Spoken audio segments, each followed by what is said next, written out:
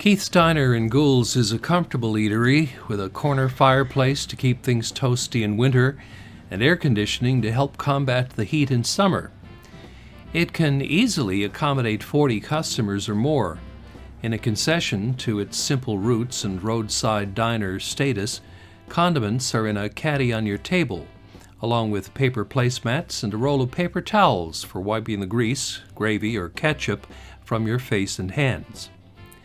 Keith's began as a popular roadside takeout called Betty's Drive-In on the main road in what was then the town of Goulds.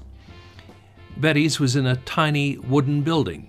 You'd drive onto the parking lot, walk up to the takeout window and order your food. Eventually, you'd receive your meal through the same window. Betty was Betty Ward. She and her husband, Reg Ward, owned and operated the drive-in. They opened Betty's 55 years ago.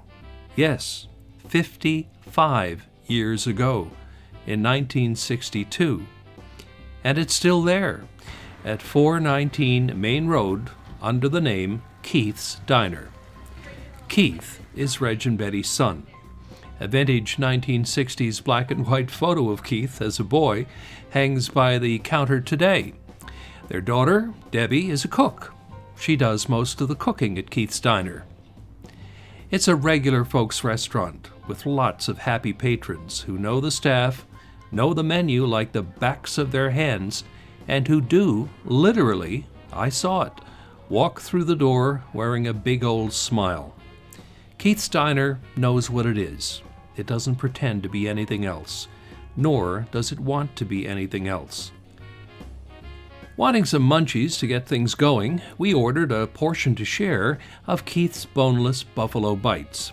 The word buffalo is a misnomer in this case. There was nothing spicy about the bites, nor were they similar in any way to buffalo wings, except both originate from chickens. Keith's bites did possess a hidden gem. Underneath a humdrum shell was the most tender, juicy, flavorful gobbet of white chicken you could wish for. They say a good homemade soup, especially chicken soup, is good for what ails you. Keith's beef vegetable soup is my kind of medicine. The savory liquid, in which cubes of beef and root vegetables glistened, had the aroma of all that was good, robust, dark, and good-tasting in the beast.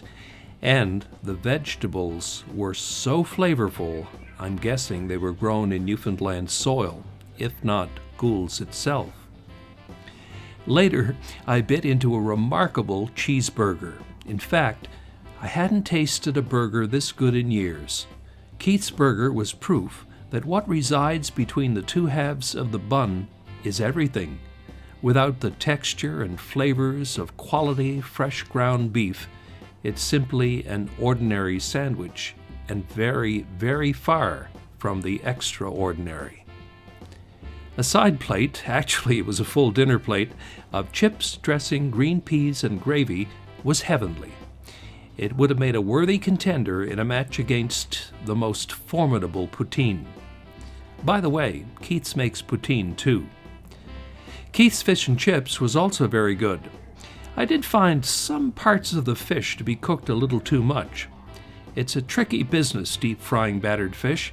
A few seconds one way or the other can make a huge difference.